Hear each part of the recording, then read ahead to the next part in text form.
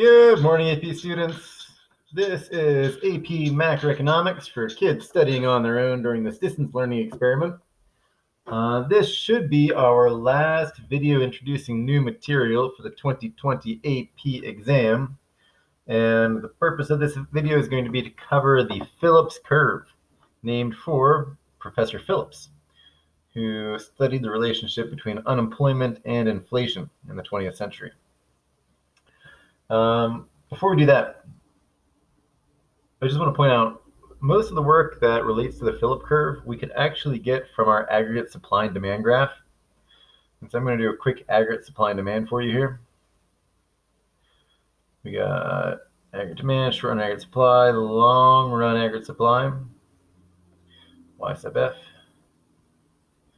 P sub E. All right.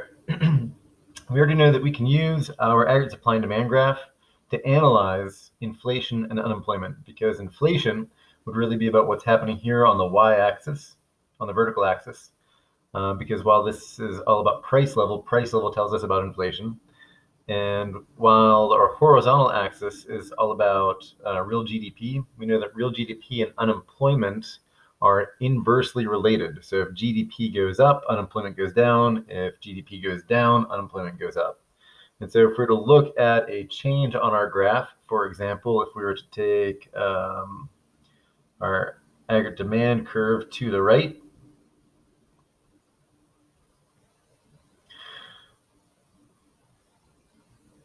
and an economic expansion, we would end up with P1 and Y1. P1 is higher than P sub E, and so if we have an AD shift to the right, then prices go up, and if prices are going up, then in this case inflation is up, and if aggregate demand is up, and we're looking at real GDP, if real GDP is up, that would mean that unemployment is down.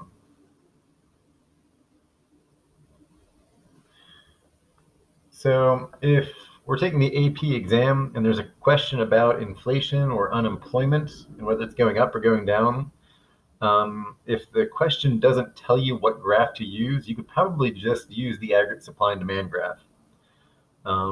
But if they ask a question about the Phillips curve, and we don't need to draw the Phillips curve, but I can't help but wonder, like, what happens if they ask, what happens on the Phillips curve in this problem? Maybe we should know the Phillips curve as well. So let's do a quick Phillips curve today. As I was saying, the Phillips curve is about the relationship between unemployment and inflation. And so we're going to put unemployment on our horizontal axis. We're going to put the inflation rate on the vertical axis. And when Professor Phillips was studying these two, he found that there was an inverse relationship between these two, basically showing that if you have higher rates of inflation, then you probably have lower rates of unemployment. If you have lower rates of inflation, then you probably have higher rates of unemployment. We already know this sort of thing from aggregate demand shifts on our aggregate supply and demand graph, but we can draw it like this, and we're going to give this a label SRPC. That's for the short run Phillips curve. Oftentimes this graph is kind of presented as like a menu of options based on government policy. If you had government policy, if we're talking about like monetary policy, for example, if you have a really loose monetary policy, then you're going to end up at a point here with high inflation and low unemployment. If you have a really tight monetary policy, then you're going to end up at a point here where you have lower inflation and higher unemployment. We're going to put in one more line here, and we're going to put in a vertical line. Yes, you guessed it. This vertical line is labeled LRPC. That's the long run Phillips curve. And the long run Phillips curve is a vertical line at NARU, or the natural rate of unemployment. There is such a thing as a vertical long run Phillips curve because in the long run, we know that money doesn't matter. In the long run, prices do not matter. Money is not a real resource.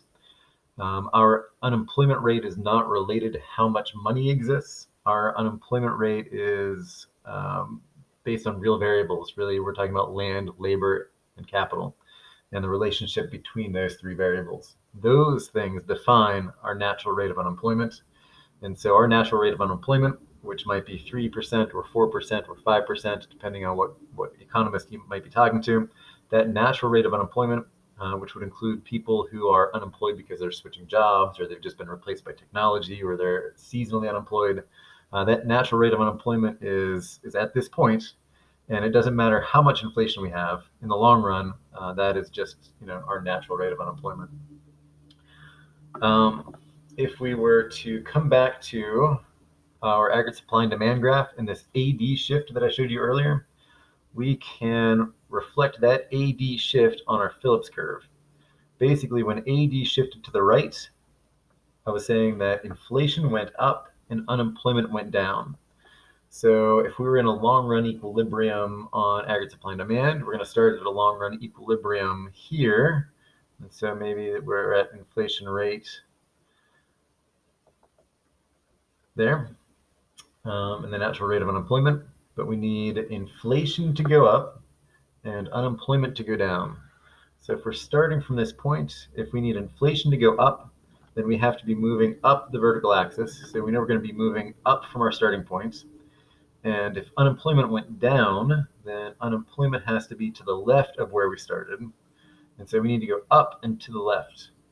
Since I can go up and to the left and find that line again, I'm going to make a new point on our short-run Phillips curve.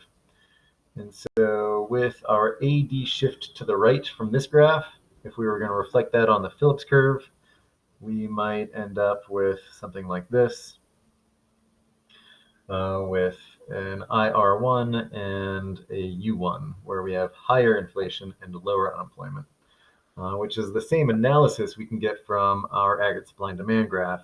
But I would just say that if we have a question on the AP test where they ask what happens on the Phillips curve as a result of this AD shift, the answer you might write would be something along the lines of, it's going to be movement along the curve to the left of where it started. We can do a couple other things here. If we're looking at an AD shift to the left instead of to the right, this would be an economy entering recession. As we enter recession, we end up with lower prices and lower GDP. If we have lower prices and lower GDP, then in that case, the inflation rate is down and the unemployment rate is up. And so if we were going to show our aggregate demand shift to the left on the Phillips curve, if we had started from our long-run equilibrium, we need lower inflation. To get lower inflation, we need to move down the vertical axis. So from our starting point, we're going to go down, but we need a higher unemployment rate. If we need a higher unemployment rate, we need to go to the right. If we go down and to the right, we can find a point that is on this line. And so I'm going to put in a point there and label that like IR2 and U2.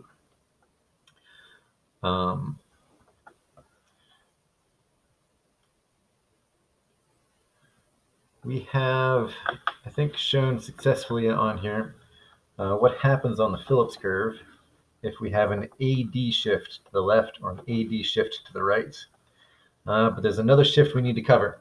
And so while I draw this real quickly, think to yourself, what will happen on our Phillips curve if we had an aggregate supply shift to the left or an aggregate supply shift to the right? I'm going to put in a new quick aggregate supply and demand graph.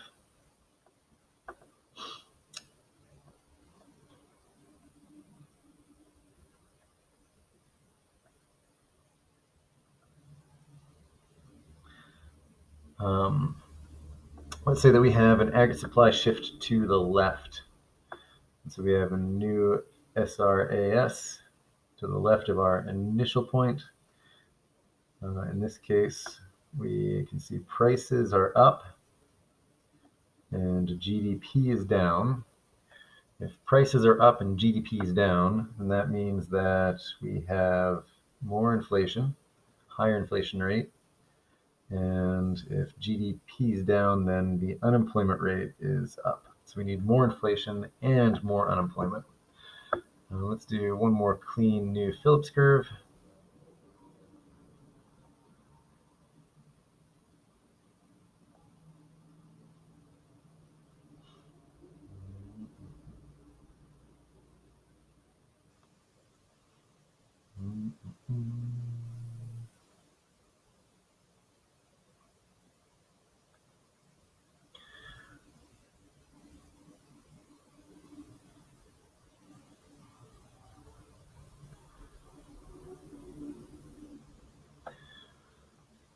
Assuming that we're starting from a long-run equilibrium again, we need to show higher inflation and higher unemployment. So starting from this point, to get higher inflation, I'm going to go up. And to get higher unemployment, I need to go to the right. And so from our starting point, we're going up and then to the right. Oh dear. You can see when I've done that, I have found a point. And if we go up to the right, no matter how far up we go, how far right we go, we are definitely not on the short-run Phillips curve anymore. This means that the entire short-run Phillips curve has shifted.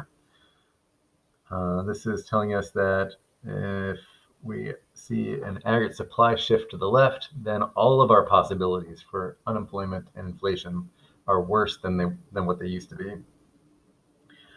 Meanwhile, if we were instead looking at a short and aggregate supply shift to the right, a short and aggregate supply shift to the right gives us lower prices and lower prices and higher GDP. If we have lower prices and higher GDP, then we need an inflation rate that's down and an unemployment rate that's down. Going back to our Phillips curve one last time, if we were looking at an aggregate supply shift to the right, then we need to have lower inflation, so we're going to go down from our starting point, and we need less unemployment, so we need to go to the left of our starting point. And if we go down to the left, again, this is giving us a point that is not on our original Phillips curve, and so we must have a new short-run Phillips curve to the left of the original, which is the ideal situation because this is telling us that we now have lower prices and less unemployment, which is why we're always rooting for aggregate supply to shift to the right. That wraps up our Phillips curve graph, and as far as I know, that wraps up all of the graphs that we need for the curriculum. I'm going to come back with a few more videos where we're going to go through some practice FRQs, and I'll be happy to lead you through those as we continue preparing for our tests. Thanks so much for watching. I'll see you on the next one.